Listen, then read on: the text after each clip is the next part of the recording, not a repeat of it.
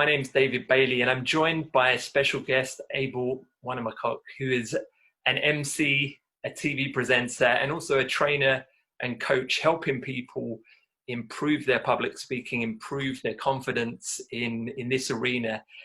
And Abel's one of the first people that I met when I came to Thailand. I was visiting a friend in Phuket and connecting with different people there. And Abel's name just kept popping up. I kept seeing your face on different things, TV shows, on meetup groups. And I thought, oh, this is a woman who's, she seems to get stuff done. And I wanted to meet you, and we had a very interesting conversation. And I thought it'd be great to get you on the show to have a chat, because your speciality is speaking and confidence. And one of the things that really struck me from moving to Thailand is that perhaps people are a little bit more reserved in sharing their opinions and speaking up. So I thought you'd be the perfect person to really get on and talk about that. So could you give us a little bit of background about yourself and what it is that you do? Yeah, sure. Sawadee ka. Thank you so much for having me for this particular show that you have tonight. Thank you so much.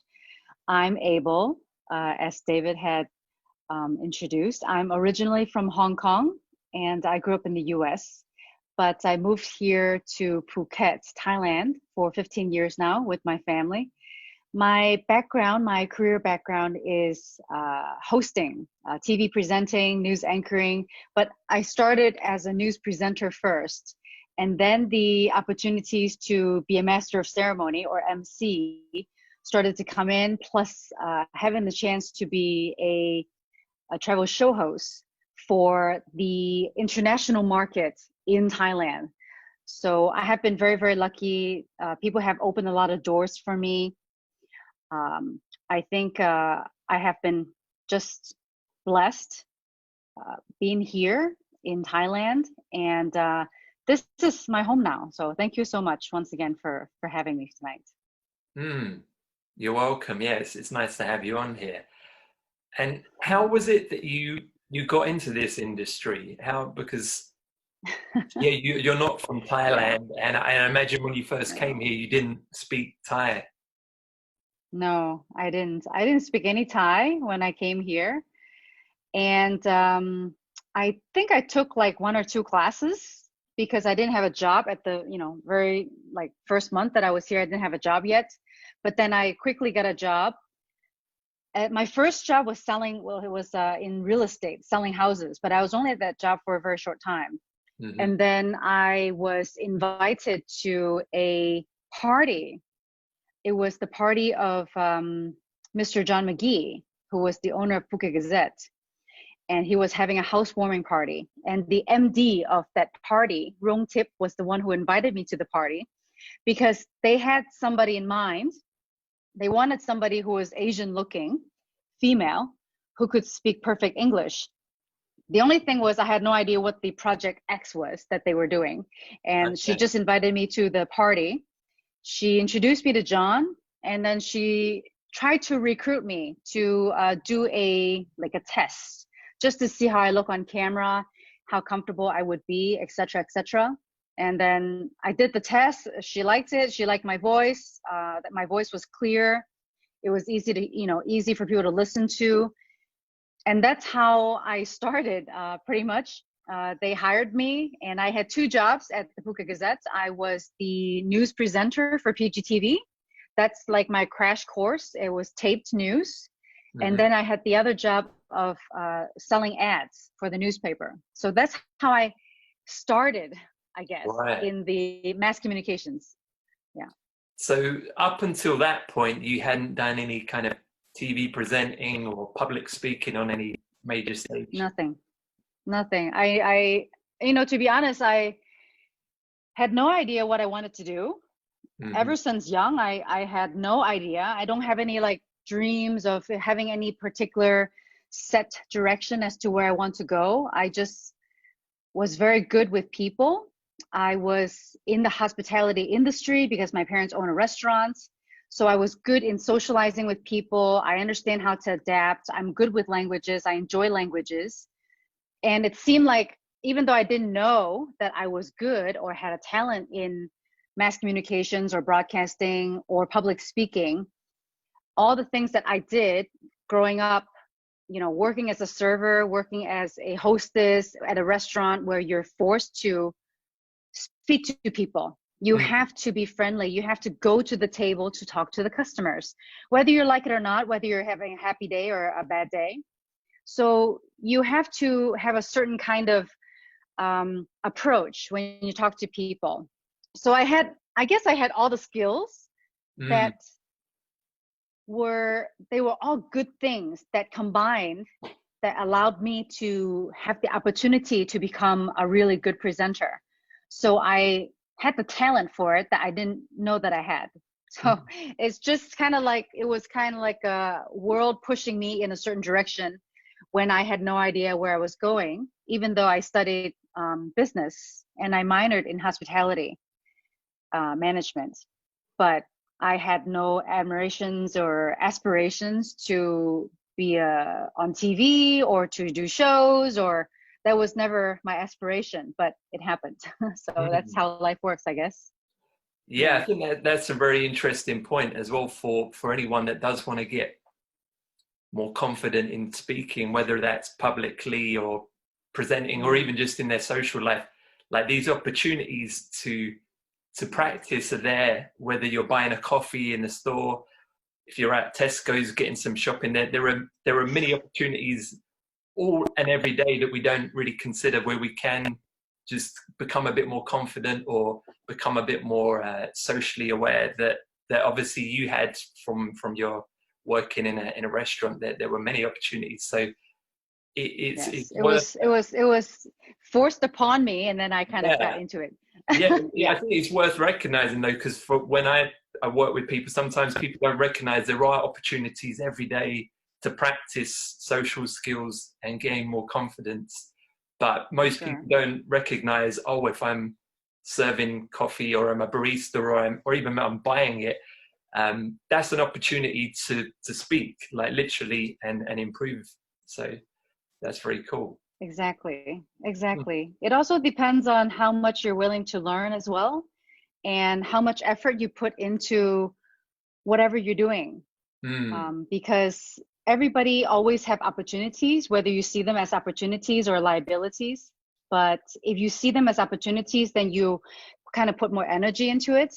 And if you put more energy into it, you try to improve on it, or at least try to see the goodness of every moment or every opportunity that you get, then you will see how you can, you know, potentially use that for your own benefits. Yeah. So you got the job at the Gazette. You were starting to present on the TV show there. Yeah. How was that? Was that like you just fell into it and you were brilliant at talking on camera? No. No. I mean, I obviously, I'm good. I'm a good orator. I can speak very well. Yeah. I have a presentation about me. But if you ask me to pronounce Thai names, Thai last names, oh my gosh, I had such difficulty, because at that time I didn't understand yet the Thai language. So I didn't understand where the breaks are in the names. So like, for example, like my last name, it's Wanamakok, which is my husband's last name. It's Wanamakok. So when I first start, I wouldn't know where the break would be. You know, maybe I would be like one Makok or something. You know, like I wouldn't know where the break would be, because I still didn't listen to the language enough. I didn't study it. So I had these really good friends, colleagues who I would listen to. Actually, to be a very good presenter, actually, you have to have very good listening skills. That's one thing that I wanted to share. It's not about speaking. It's not just about speaking. It's about a lot of things. But for me to learn is to listen. And I listened to my colleagues, because I was sitting in a room with 6 other girls around me. And I was like in the middle. My desk was right in the middle, and they would talk frequently. They would talk all the time in Thai. And then I started to listen to the sentence structures. And Thai would be my fourth language that I'm learning. So it's easy for me to pick up certain languages, not all languages, okay? But that is one of my talents. I'm not good at many things, but languages is one of my talents. So I would hear the sentence structures and I would hear them talk. And then I would ask them, what did you say? What did you say? I heard that word before. What did that mean? Like I would ask them so many questions and I would ask all the time that I think that I would like annoy them, but they Yeah. still answered me. Plus there was an editor at the PGTV side of the work. The editor is Thai and she's very patient. And I would always ask her before I present because it's taped news. So I can tape it as many times as I want to, just to make sure that it's as perfect as I can make it. So that's how I learned to be a good presenter and, you know, present the best that I can because it was taped, not live. And I would ask her, I would say, Mon, how do you say this? How do you say this? How do you say this name? How do you say the governor's name? How do you say the mayor's name? How do you say all of these people's names? And then I would mark on the names of my script. Yeah. And I would listen to how she say it. And I would just try to copy her sound. That's all. I just try to copy the sound and try to sound as Thai as possible. So that's how I learned. 4 years. Okay. Yeah. Yeah. That's Yeah. very interesting. And what stood out for me there was you were very proactive in getting feedback and not taking it personally, because I know just I don't speak any foreign languages, but just in observation of talking to people, obviously I've lived in Thailand and traveled, and yeah, I think it's, in my observation, it's as much as about being okay if you make a mistake, and but what any new skill, it's like you want to get feedback, and as long as you're not taking it personally, then it's just like, it sounds kind of cheesy, but a learning opportunity. No. Yeah. So to like ask, oh, how was that? How did you do that? And so again, like for anyone watching, if you're learning a language, there are opportunities to get feedback. Most people were cool if you ask them, how do you say this? How do you pronounce that? It's something that you don't have to be working in a TV station to take that opportunity. Right. I think that my grandma always said, knowledge is power. Yeah. And let me tell you, my grandma did not have the chance to study. But my grandma was a very, very smart and wise woman.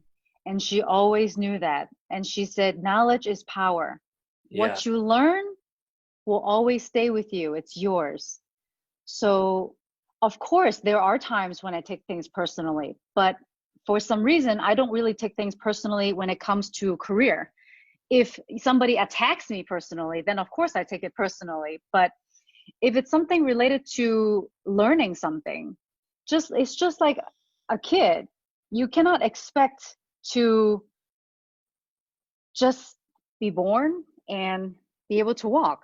I mean, there's just no way. There's no way. And if you have such a afraid, such fear, or maybe you have an ego, or you whatever it is that blocks you, then you are just preventing yourself from gaining and from learning from others. And people love to share their knowledge. People love to share what they know, because when you ask them a question, it makes them feel good about themselves. So it's very natural for people to want to share with you. And all you have to do is ask. That's it. And if they say, I'm too busy, Abel, no, then it's a no. So what? So what? I mean, everything is 50-50 anyways, right? I mean, I never think of 50-50, but it's always, you ask. And there's always a chance it's going to be a yes or a no. So what is so bad about it being a no? So what? Accept it. It's fine. When people say no, I mean, people usually don't really say no. People like to be kind, especially Thai people. So whenever I ask anybody, you know, anything, any question, they love to help you. They love to help you. Yeah. Yeah. Just ask. Yeah, I agree with that as well. Like, I think Yeah. that often people expect to have the skill before doing the deed. It's like you're not going to be a good driver unless you learn to drive. But You can't run before you walk, right? yeah, and I think also even not just Thai people are very kind, but also if anyone's Thai watching, if you ask an English or an American or whatever the language is, most people, they're not there like trying to catch you out. We're not in a lesson that no one's like, how can I make this person feel bad about their language skills? Yeah, Most people are happy to help. exactly. Yeah. Exactly. Mm. Yeah. So you got the feedback on the language. Hmm. What about the presentation skills, as far as, I guess, feeling more comfortable in yourself? Because I know from my own experience, just being on stage, or when I hadn't done it before, it was quite nerve-wracking for me. How was that for you? Was that something you, yeah, what was your experience? Presentation, nobody taught me. Yeah. Nobody taught me presentation skills. It just came naturally for me. Hmm. I do carry myself a certain way. Yeah. Nobody ever taught me how to walk, how to talk, but I did learn how to talk by listening to some anchors on TV. Yeah. I listened to how they present themselves. But if Mm. you asked if there was a trainer, if there was anybody that like physically trained me how to Yeah. present, how to talk, I'm sure my friend, an ex-producer, Mark, helped me a bit, but this was so long ago. I don't remember now. It's like 11 years ago. He did give me tips on how to do certain things. Mm-hmm. He would be very friendly. Like he would try to get me to be relaxed first Mm. before I present if he see that I was getting nervous. Um, but to go on stage, no, nobody taught me. Nobody taught me how to present myself on stage. It was very nerve-wracking. My heart was jumping out of me, but I told myself that whatever you do, whatever you try it with the best of your ability. Mm. And of course you're going to be scared. Of course you're going to be afraid. When I get so afraid, I start to get dizzy. Mm-hmm. I'm serious. I start to get dizzy, and then my stomach would start to get knotted up, and my heart would feel like it's outside of me. And this is at the very beginning of my MC career, because people started to know me as a news presenter, and they were a lack in the market, especially in Phuket, for English MCs. Yeah. So they started to approach me and ask me, can you MC? And I never MC'd before. Like I never did Master of Ceremony before ever. But I said yes. I said yes, I can do it. I like I that. can do it. I like that. Yes, I can. Yeah. Yeah. And then I studied afterwards. I studied a lot. I'm somebody who likes to practice, who likes to study, I like to perfect. Of course, you cannot be as perfect as somebody who has been presenting for 10 years or Mm. 20 years when you're at the beginning. So you can never expect yourself to be that good. But if you already tell yourself I cannot, I can't, I'm not able, then you will not.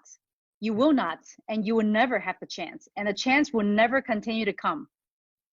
And by telling yourself that, you know what, say yes first and figure it out later.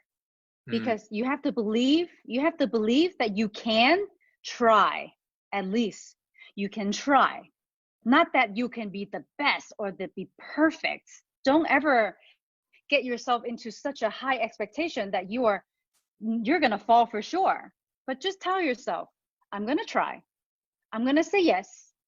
Because when you say yes to others, you're saying yes to yourself. Mm. And you practice, you study, you ask questions, you just study and practice and practice. And that's how I overcame the fears. Mm. There's a lot of tips. But that's one of them. Yeah. So you agreed to do the thing before you were perfect at it, and from from my, You're never perfect. yeah, You're just never perfect. from my experience in Asia, because I've traveled a lot in Japan and in Korea and across Asia, that doesn't seem like the normal mindset, because just in my experience, I know people want to be like getting the test, getting the qualification before they want to go public with anything. At least that's been my experience. So was that like, is that your experience as far as in Asia, people are very much focused on getting a qualification before they're ready to go public with anything, or not? I do think that Asia have more of the requirements to have certification. Because if I look at my cousins in Hong Kong, they would be like, oh, I have to get this certification. I have to get certified. So I have a piece of paper. I have a piece of paper to show others that, yeah, I can do this. Yeah, I'm this, you know. I have a piece of paper that, you know, I am good at this, or I already passed this test. Yeah, it's almost like this paper is an extension. It's an extension of your ego. It's to prove to yourself. It's to prove to yourself that you can do it. But I'm not saying that's wrong. Okay, I'm just saying that that is the mentality that the culture has perhaps pushed onto them. You know, in I just know in Hong Kong, in Thailand maybe too. But I never studied here in Thailand. I studied in the US. Yeah. And of course, in the US too, if you want to get a good job, you need to minimum have a university degree, not just a high school degree. So those are important. Those are important. And I'm sure if I was competing for a presenter job, let's say in a big news station, they would probably ask me, did you finish in journalism? Did you study mass communications? Did you study broadcasting? And I would say, no, no, and no. I had nothing. I have nothing. So that's what I mean, that I was pushed into this line of work by the universe. It was my path. It was something that I was supposed to do in my life. Otherwise, I wouldn't have the chance to do it. But it wasn't like I wanted this life. It wasn't like I knew that I was going to be a presenter or a news anchor or a travel show host or an MC. But I don't really talk to too many people about public speaking fears. Most people do not actually want to speak in the public because they find it very uncomfortable to have a lot of people looking at them. I think it's one of the scariest things. It's like top two most scariest things for people. Yeah. So perhaps, I think maybe in Asia, there is more of a, I need to get a certificate first, just to prove to others, not to yourself, prove to others who you are and what you can become. But it doesn't necessarily mean that you can do it. Just a piece of paper that you studied in class, just because you read a book doesn't mean you can do the things in the book. Just because you read it does not mean you can actually do it and you actually understand it in life. So life experience to me is always the most important, not just studying. So that's my opinion anyways. I agree. And I think that would be, I think that's a really important message, because especially people want to be more entrepreneurial or just create something new. If you're just doing it within the existing structures that already exist, it's hard to create something new. Hard to come up with something original if you're doing it within the format of what someone else tells you you should or shouldn't do. And most things in life, public speaking or even a new business venture, like the consequences of it going wrong are not that serious. You might look a bit silly is about as bad as it gets for most things. But I think we kind of build it up like, oh my God, if I went on stage and I said the wrong word, it would be a disaster. It wouldn't. It would just be like, I look a bit silly, but yeah. Let me give you a story. I have been a presenter for 15 years. Yeah. And I had a job at the end of 2019 where I said one word wrong. I said one word wrong and the audience laughed at me. They were laughing at me, not with me. Yeah. They were laughing at me. And I have to tell you, I felt embarrassed for maybe about 5 seconds. But I was still presenting at the time. I still had to carry on. I still had to talk.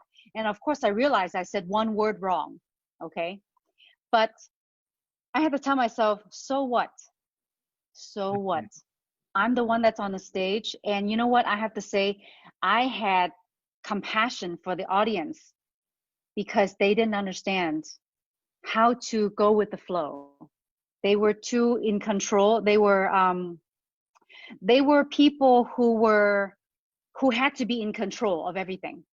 And when you're in control of everything, you cannot create. Let me tell you this one thing.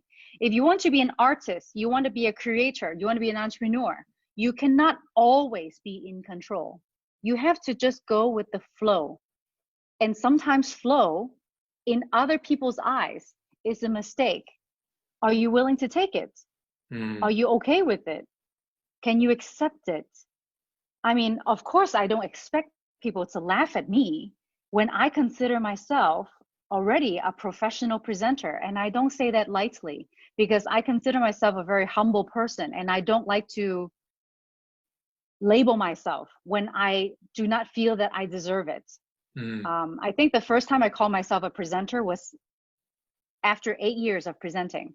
Wow. 8 years. Yeah. I didn't really dare call myself a presenter because I didn't want to fall flat on my face.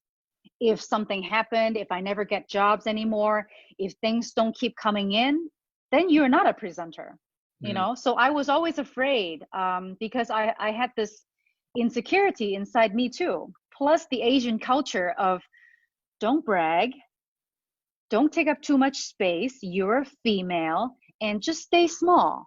That's what I learned as an Asian. And then I learned different things growing up in the US. So I had two very different mentalities and mindset inside of me. But if you're afraid and if you allow the fear to control you in whatever you do, it doesn't have to be public speaking.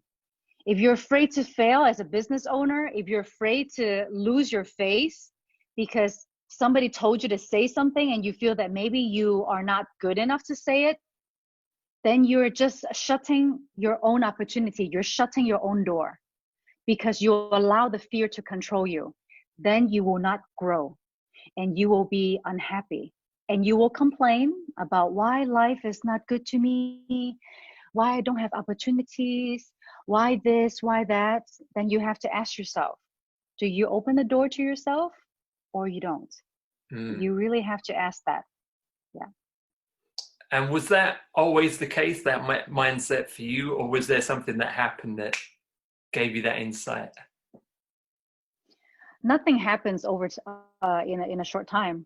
I just knew that I have fear every time I go on stage, every single time, even now, especially if it's a very, very big job, because the bigger they are, the more expectations of the organizer, of the clients, of the audience.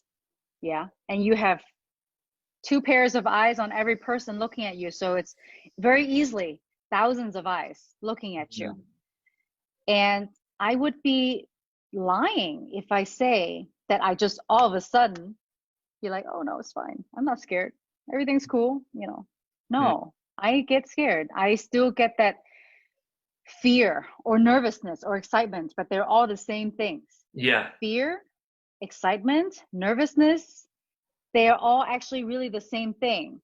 But you can turn these negative energy.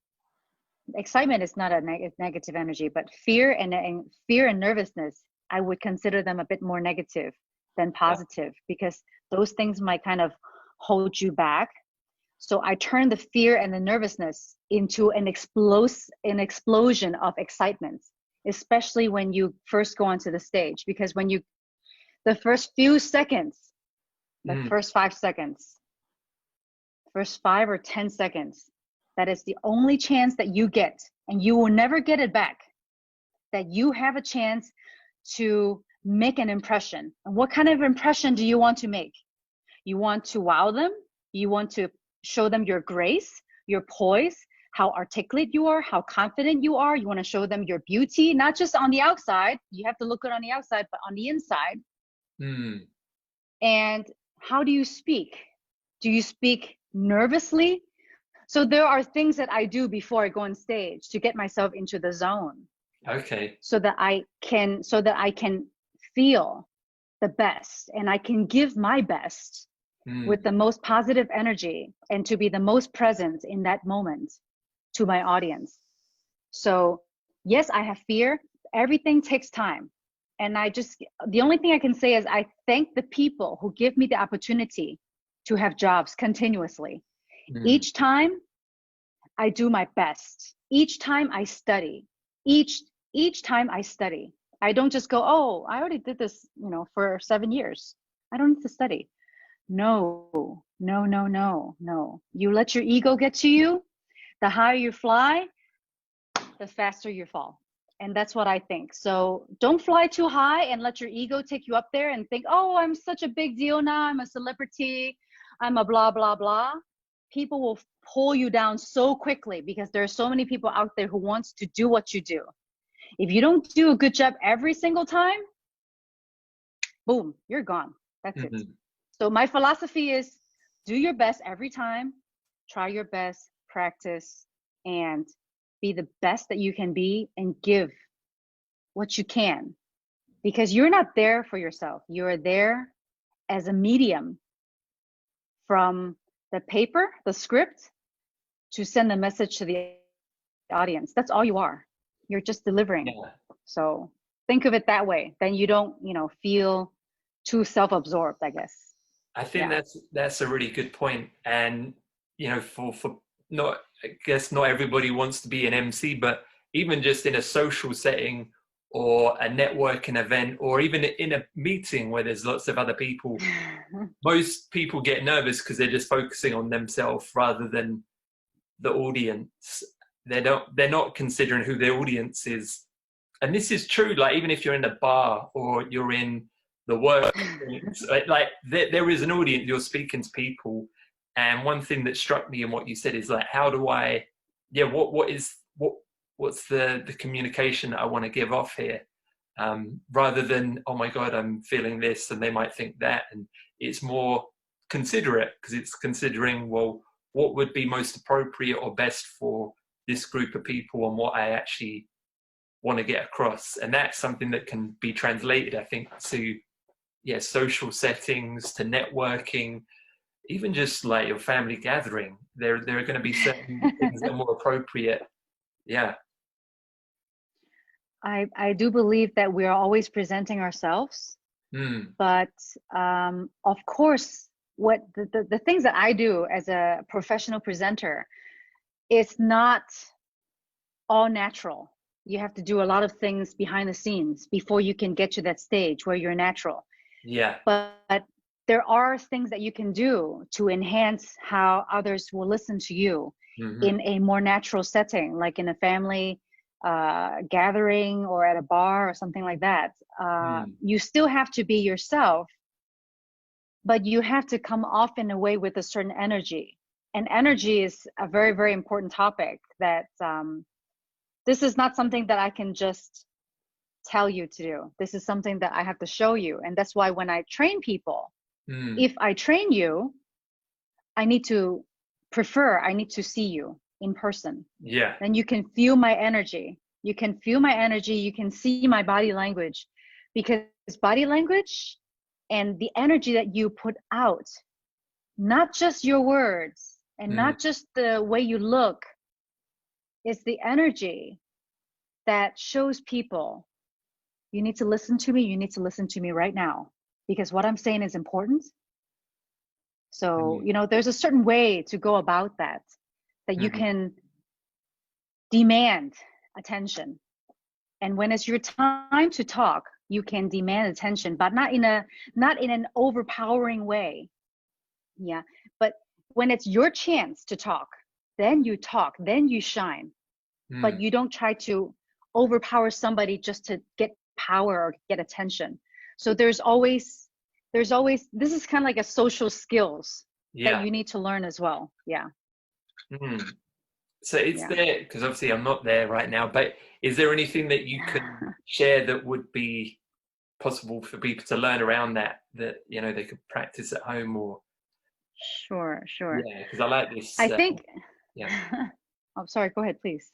No, I was just saying I really like this because when I help people with social confidence, and I always say like it's more the vibe. People are not listen. Of course, they listen to the words, but it's more the vibe behind the words, the energy Right, that you're giving right. off. And so I'm interested to hear your process or your thoughts on that because it's a subject I'm really Okay, interested. I will try to not make the process too long, but Yeah. the work that I do, Hmm. I would say 85% of the work that I do is behind the scenes. Yeah. Okay. So people don't actually see it.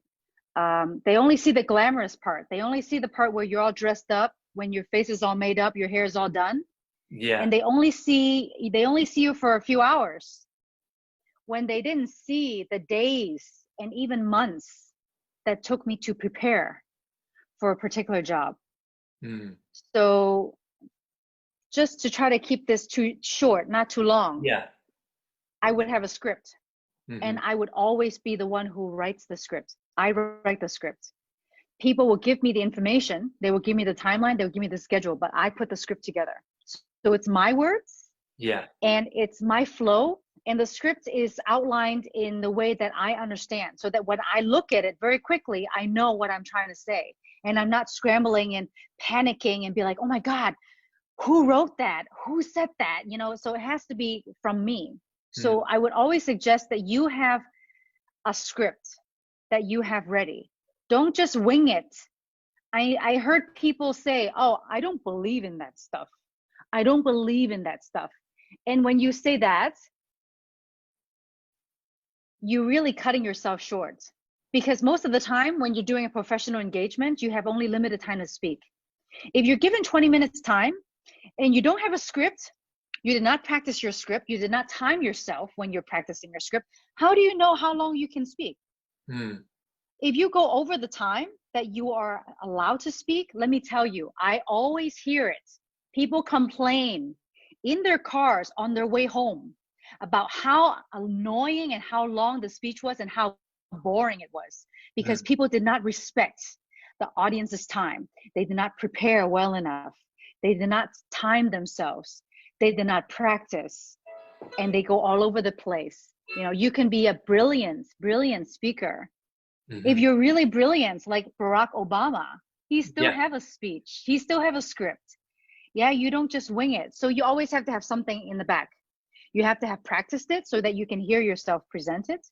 You need to know where to have your breaks, when to breathe. You need to learn how to breathe too. Yeah. Yeah. And so those are the things that I do beforehand, which takes a few days, a few weeks, or a month. It depends on how strenuous, how big, or how many languages I'm doing for that job. Hmm. Now, if you just want to have some really easy and quick tips on how to help yourself to be a better presenter. Yeah, Yeah. if you're just like, presenting something in front of a small group of people, if you have to sing a song, you always have to say something before you perform anyways, right? Yeah. So I would suggest that you write something down. Write something down so that you have notes, bullet points even. I think bullet points is the best. You Yeah. do not write out sentences, you put bullet points of the things that you want to talk about. So I'm not going to teach you a writing lesson now, but I can help people to write scripts as well. Okay. So you have something down, minimum. That's one thing. That's one tip. Yeah. Have a blueprint, have a script. 2, you need to do some positive self-talk before you go on a stage, Mm. before you talk to somebody that is even in a public setting.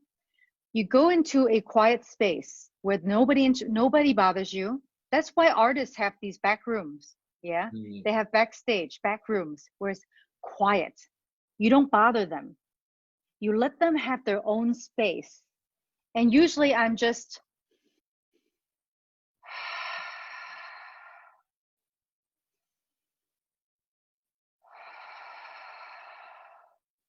I do deep breathing exercises, long in breaths, long out breaths. And you do it until you feel that your shoulders are down, that you feel your lungs, because to speak, your lungs need to be strong, needs to hold air. Yeah. So breathing is very important, plus positive self-talk. If you feel fear, this is the time where you're by yourself, so you can feel, you can see how you're feeling. Do not, I suggest, do not scramble to practice your script last minute. Then your mind will become clouded and you will not be present when you're on stage, when you're with people. People always can feel when you're not present. If you're thinking, you're not present. You cannot think when you're on stage.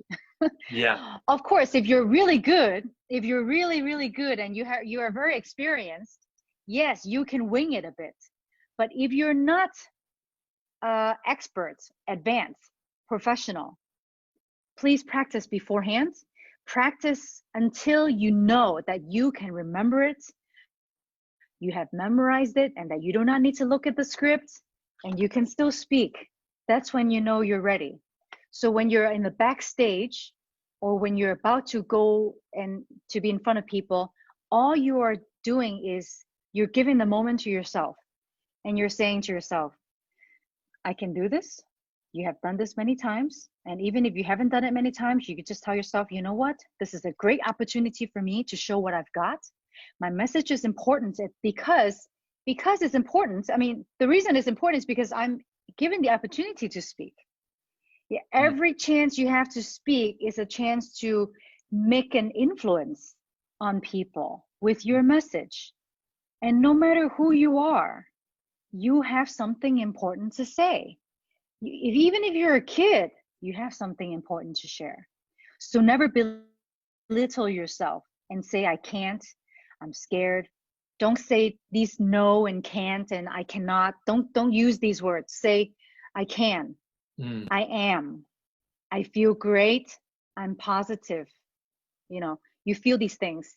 And then of course, so I think I told you one tip is prepare a script. Second tip is to have these deep breaths, in and out breaths. Third tip is to have positive self-talk. And then I'll give you one more tip. It's very easy. This is a way to get your body into a power mode. Yeah. Okay. You cannot be a speaker if you don't feel powerful.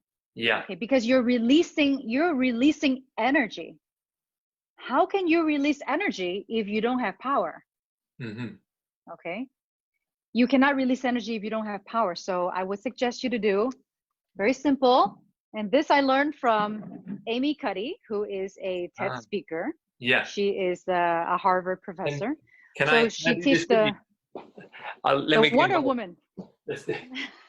What are you doing? She does the Wonder Woman. Yeah.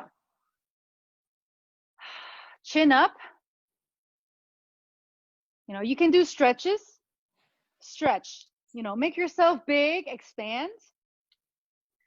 Do shoulder stretches because your shoulder needs to be relaxed when you're talking in front of people. You know, roll it backward and forward, you know, at least 5 times both ways. And do these power poses. You know, the Wonder Woman, the Superman, whatever you want to call it, whoever your superhero is. Yeah. Do these poses and feel powerful. Feel powerful. That's the important thing. It's not just doing. And you need to do it minimum, I think she said minimum 2 minutes. Yeah. Do it in a private space, you know. You can go, what I do is I walk the venue.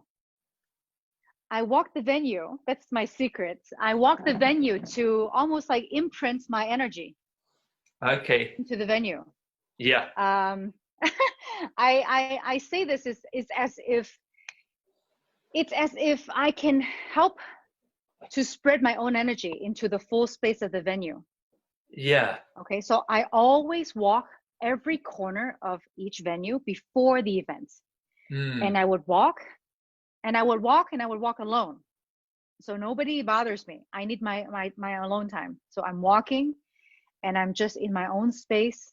I'm just doing my own thing and I'm just reviewing things in my head.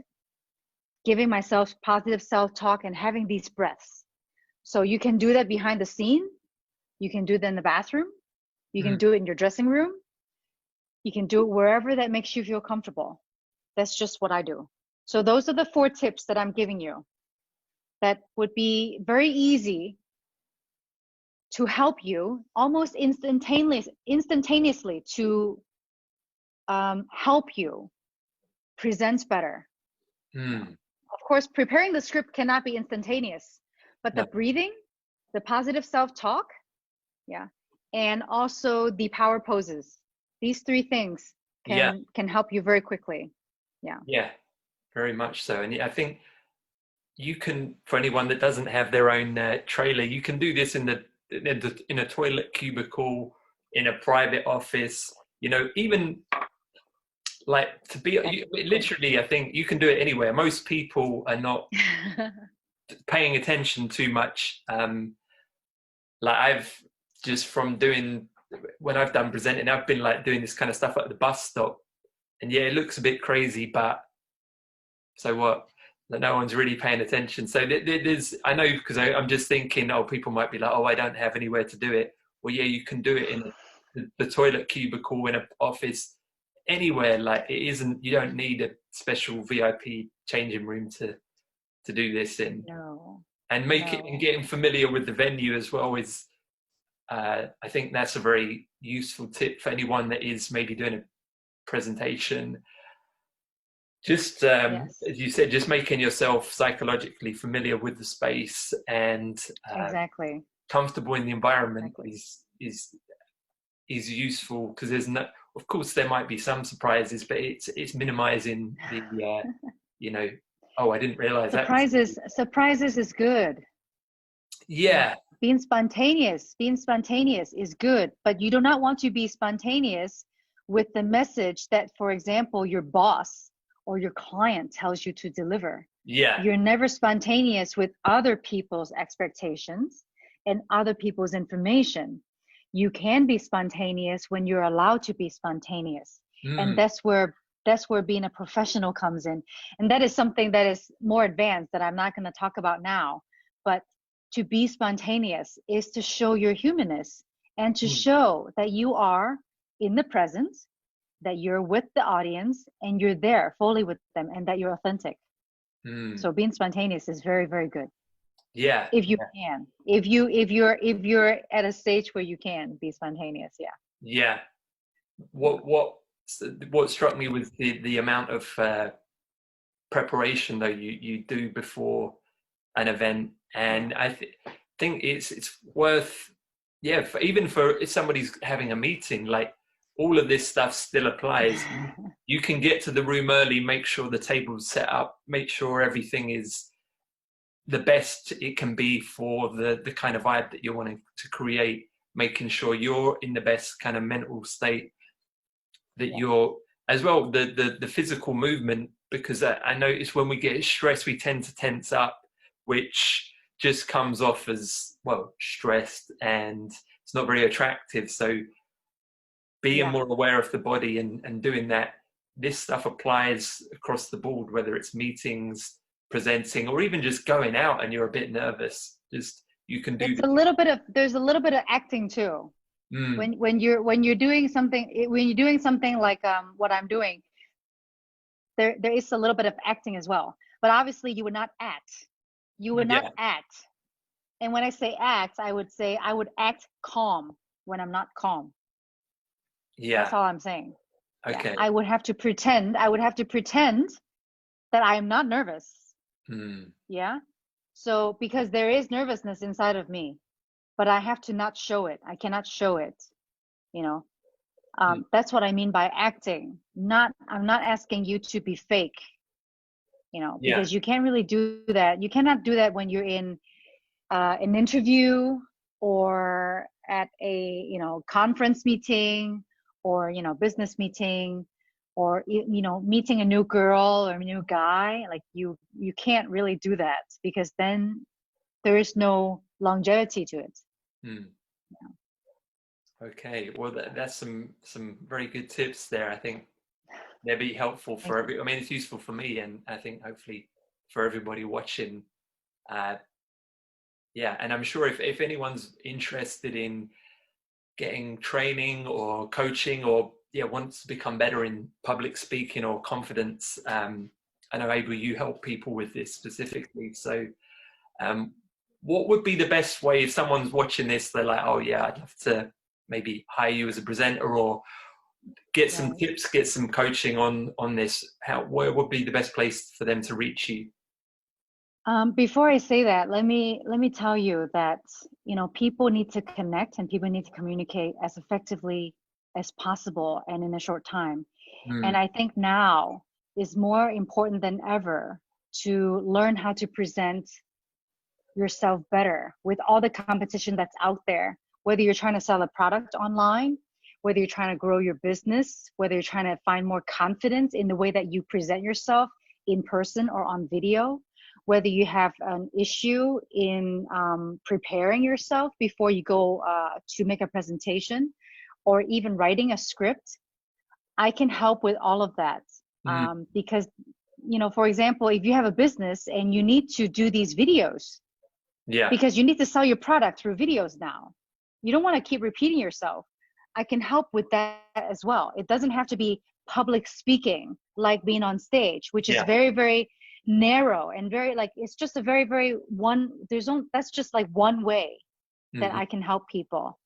So anybody who wants to expand their influence, to increase their confidence, to speak more effectively, to share, maybe sell their products better, to get people to listen to them more, I can help with that. And if you are looking for someone like myself to help you, please contact me on findyourvoiceasia@gmail.com or my website, findyourvoice.asia, where I have lots of other coaches that I'm working with as well, where we can help you. And everybody has their own specialties. Like one of them is a breathwork coach. One of them helps more like in confidence or education. I am more like a presenter coach, so teaching you how to be a better presenter. And try to be more open-minded to the word presenter, because we're always presenting. So instead of calling myself a communications coach, I call myself a presenter coach. So you can find me on my website, findyourvoice.asia, or on my Facebook page as well, Find Your Voice Asia. So everything is Find Your Voice Asia. Find Your Voice Asia. Very easy. Yeah. Yeah. Great. And let me help you find your voice. Yeah. Yes. We'll put a link in the description of this, so if anyone's interested, they can click on that. Well, thank you for this interview, Abel. I've learned a lot, and thank you. Pleasure speaking to you. Thank you so much for your time. I really appreciate it. And Great. I look forward to hearing from any audience. If you have any questions, I'm more than happy to answer them. Fantastic. Thank you. Okay. Bye, guys. Okay. Thank you for tuning in. Thank you. Bye-bye. สวัสดีค่ะ